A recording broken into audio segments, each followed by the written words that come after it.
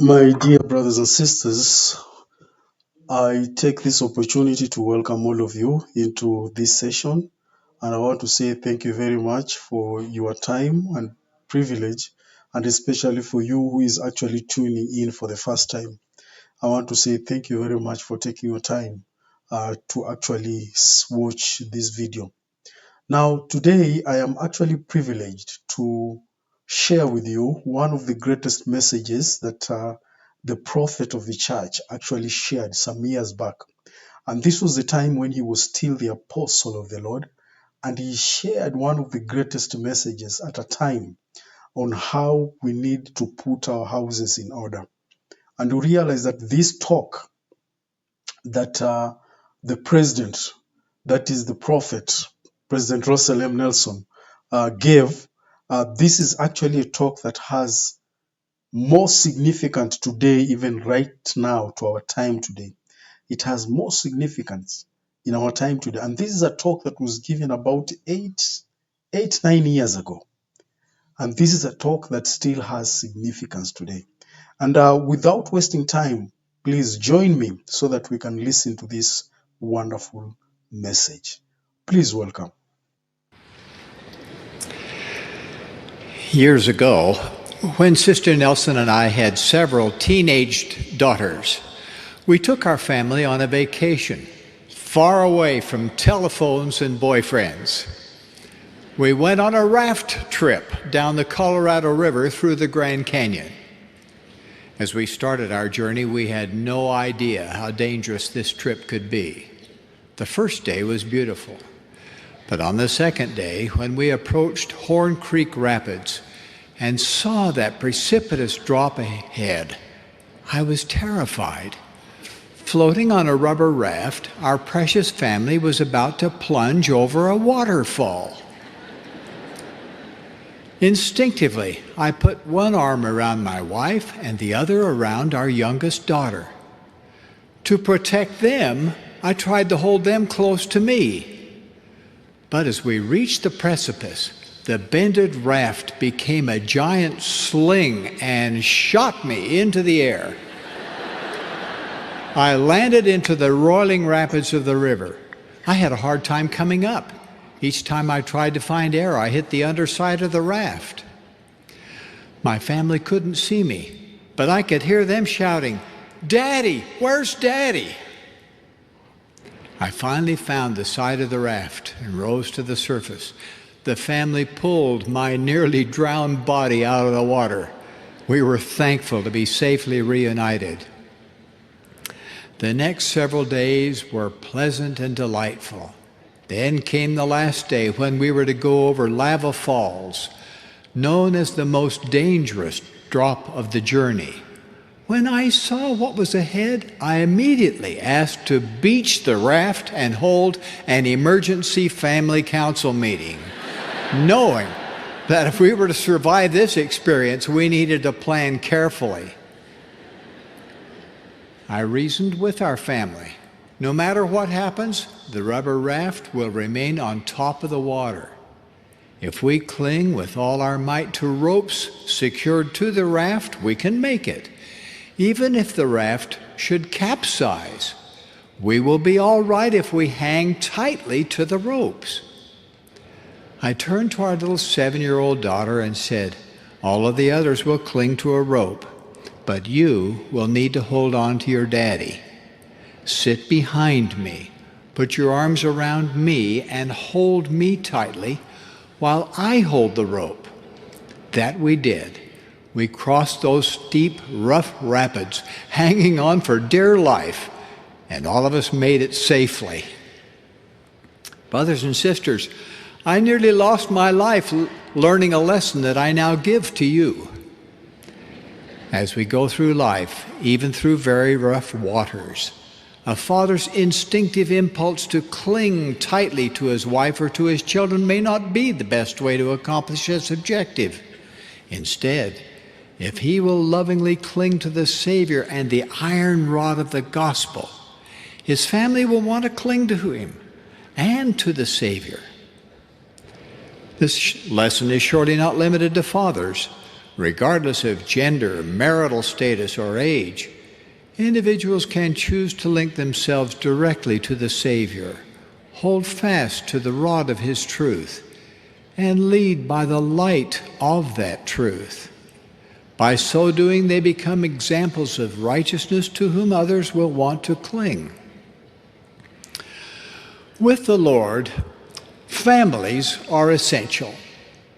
He created the earth that we could gain physical bodies and form families. He established His church to exalt families. He provides temples so that families can be together forever. Of course, He expects fathers to preside over, provide for, and protect their families, but the Master has asked for much more. Etched in sacred Scripture is a commandment to set in order thy house. Once we as parents understand the importance and meaning of that commandment, we need to learn how to do it. To set our house in an order pleasing to the Lord, we need to do it His way. We are to employ His attributes of righteousness, godliness, faith, love, patience, and meekness. Each father should remember that no power or influence can or ought to be maintained by virtue of the priesthood. Only by persuasion, by long-suffering, by gentleness, meekness, and by love unfeigned. Parents are to be living examples of kindness and pure knowledge, which greatly enlarge the soul. Each mother and father should lay aside selfish interests and avoid any thought of hypocrisy, physical force, or evil speaking. Parents soon learn that each child has an inborn yearning to be free. Each individual wants to make his or her own way. No one wants to be restrained, even by a well-intentioned parent. But all of us can cling to the Lord. Ages ago, Job taught that concept. He said, "My righteousness I hold fast, and will not let it go." Nephi also taught, "Whoso would hearken unto the word of God, and hold fast unto it, would never perish." These tenets are timeless as the gospel, and endless as eternity. Ponder these additional scriptural admonitions. From the Old Testament Proverbs we read, "Take fast hold of instruction. Let her not go. Keep her, for she is thy life." From the New Testament, "Brethren, stand fast and hold the traditions which ye have been taught." From the Book of Mormon, we learn about multitudes who were continually holding fast to the rod of iron, likening it to the Word of God. Anchored in truth, that iron rod is immovable and immutable. Not only are parents to cling to the word of the Lord, but they have a divine mandate to teach it to their children. Scriptural direction is very clear. Inasmuch as parents have children in Zion that teach them not to understand the doctrine of repentance, faith in Christ, the Son of the living God, and of baptism, and the gift of the Holy Ghost by the laying on of the hands when 8 years old, the sin be upon the heads of the parents. Scripture there, it's very powerful, very, very powerful. And it reminds me that how the Lord is so particular, and He's so open that he's showing us what He so requires in Zion. And that is really key. I remember reading that scripture in Doctrine and Covenants, and I realized that the Lord is so particular and is very sharp that He needs these principles to be taught in our families. And if we do not teach these principles, then the sin shall be upon the hands of the parents. That is what the Lord is saying, my dear wonderful brothers. That is what the Lord is saying. That commandment places responsibility and accountability for the teaching of children squarely upon the shoulders of the parents. The proclamation to the world regarding the family warns, that individuals who fail to fulfill family responsibilities will one day stand accountable before God. Today, I solemnly reaffirm that reality. In discharging these duties, we need both the church and the family. They work hand in hand to strengthen each other. The church exists to exalt the family, and the family is the fundamental unit of the church. These interrelationships are evident as we study the early history of the church. In 1833, the Lord rebuked young leaders of His church because of parental shortcomings. The Lord said, "I have commanded you to bring up your children in light and truth. But verily I say unto you, you have not taught your children light and truth according to the commandments. And now a commandment I give unto you, you shall set in order your own house. For there are many things that are not right in your house. First, set in order thy house." This revelation represents one of the many powerful validations of the integrity of the prophet Joseph Smith. He did not delete from Scripture words of stinging rebuke, even though some were directed to himself. In our day, the First Presidency has again stressed parental priority. From their recent letter to the saints, I quote, "We call upon parents to devote their best efforts to the teaching and rearing of their children in gospel principles, which will keep them close to the church. The home is the basis of a righteous life, and no other instrumentality can take its place or fulfill its essential functions in carrying forward this God-given responsibility." With this sacred charge in mind, let us consider what we should teach. Scriptures direct parents to teach faith in Jesus Christ, repentance, baptism, and the gift of the Holy Ghost. Parents are to teach the plan of salvation and the importance of living in complete accord with the commandments of God. Otherwise, their children will surely suffer in ignorance of God's redeeming and liberating law. Parents should also teach by example how to consecrate their lives using their time, talents, tithing, and substance to establish the church and kingdom of God upon the earth. Living in that manner will literally bless their posterity. As Scripture states, "Thy duty is unto the church forever, and this because of thy family." Parents and children should realize that strong opposition will always come against the work and will of the Lord. Because the work and glory of God is to bring to pass our immortality and eternal life as a family, it logically follows that the work of the adversary will strike directly at the heart of the home, the family. Relentlessly, Lucifer attacks the sanctity of life and the joy of parenthood. Because the evil one is ever at work, our vigilance cannot be relaxed, not even for a moment. A small and seemingly innocent invitation can turn to a tall temptation, which can lead to tragic transgression.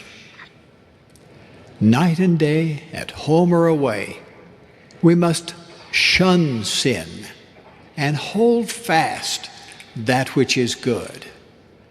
The seditious evils of pornography, abortion, and addiction to harmful substances serve as termites to erode the undergirding strength of a happy home and a faithful family. We cannot yield to any iniquity without putting our families at risk. Satan wants us to be miserable just as he is.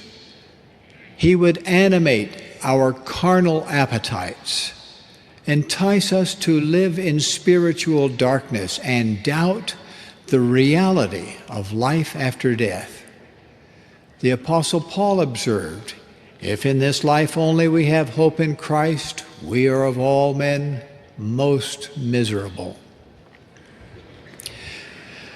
An understanding of God's great plan of happiness, however, fortifies our faith in the future. His plan provides answers to ageless questions.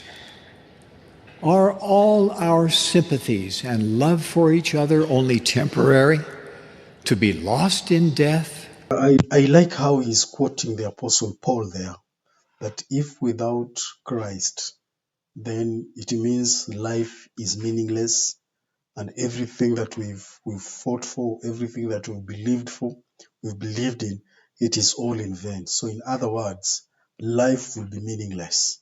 And when you sit down and think, you will end up realizing that rational thinking only comes when there is a belief in God. And this is one of the greatest concepts, that in all things, there is nothing whatsoever you can ever say that there is no God, because everything shows there is an existence of God, and Christ is his power, surely. No. Can family life endure beyond this period of mortal probation? Yes. God has revealed the eternal nature of celestial marriage and the family as the source of our greatest joy. Brethren and sisters, material possessions and all. My dear brothers and sisters, we can see what exactly the now prophet of the church and the servant of the Lord has actually spoken there. Now, one thing is that we are reminded to ensure that we teach the principles of the gospel in our families, that is, in our own homes. And there are consequences there, because the Lord is saying from the scriptures that have been shared, is that the blood of your children will be in your hands if you do not actually share the gospel and teach them what the Lord so requires of them. The other thing is that the prophet there is saying that there are so many things that are happening in this world, and especially the adversity is using those things as termites that eats you very slowly, but at the end of it all, they will end up actually consuming your spirituality. So shun away wickedness. Shun away wickedness.